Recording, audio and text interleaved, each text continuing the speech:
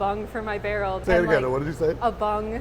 A bung for your barrel? Yeah, like this thing. Yeah, okay. So, I just never heard that term. I didn't know that was a term that we use in food science. That's cool. Cool.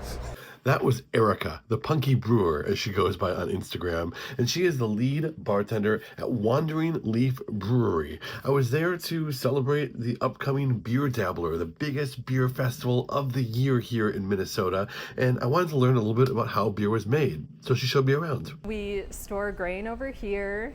Here is the mill. A couple of rollers down there. It gets ground up and then it goes up this white PVC tube into the grist case. And this is like way too big for our size brewery, but it's nice because like usually it only fills up to like here.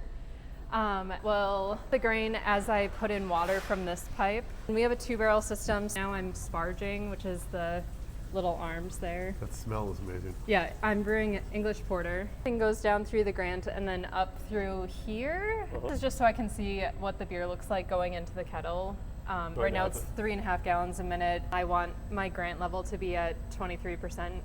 I just picked that number because I like it. It'll come out here, go through the pump, and then come through here, and it spins the beer. This is our heat exchanger, cools the beer down to a temperature that I decide. Cold water running through to cool it down. Through the heat exchanger, through the hose to my clean tank that is waiting to be filled. Something that had never occurred to me is the fact that when you are a brewer, you have to worry about shelf life. After all, you're dealing with a perishable item. And so if you have a beer that takes longer in the barrel, well, that's going to affect what beer is on tap out front. When you're thinking about like timing of things, you also have to think like the spicy beer is going to sell slower than the lager. There was a point where we had like 3 spicy beers on at once, and like I love a spicy beer, but not everyone else does. I don't think ambers are like a thing. Like it's the people who want that beer that talk about it the most, and so everyone's like, oh, everyone wants an amber. And so I made one to make a point that they don't sell, and I was wrong because it's like one of our best sellers right now. With great power comes great responsibility, or so I learned when I found out that you can actually make people very sick if you don't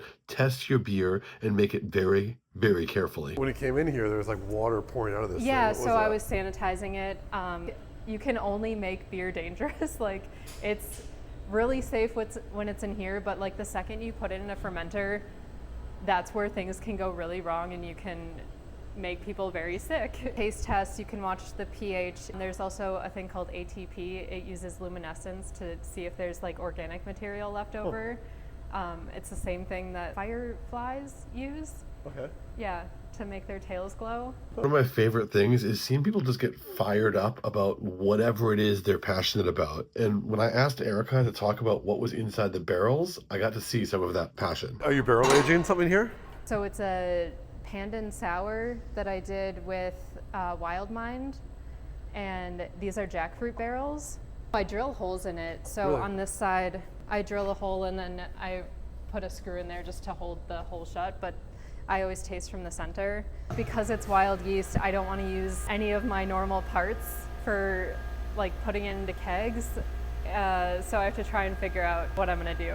I have to probably make some new equipment. There's a shit ton of fruit flies because this barrel in particular won't stop leaking no matter how much wax I put on it. So they've made it their home.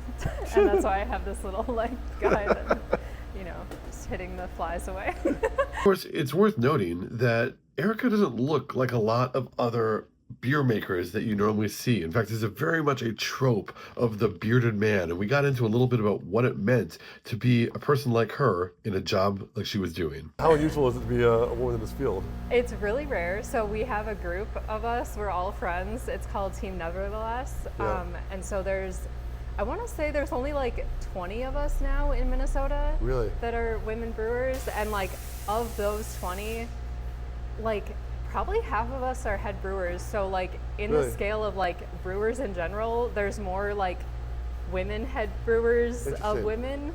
If you get into the field, it's a good trajectory for you to get the head brewing. It's like a lot of kind of like condescending comments and like, I'm so sick of people calling me a badass, and I'm like, oh, are you just saying that because like I'm a woman doing a traditionally a man's job? And that's just like, you wouldn't call like a male nurse a badass. The broiness that can come there with is like a whole bro culture. Just having like something that's not tall bearded male with glasses. Yeah.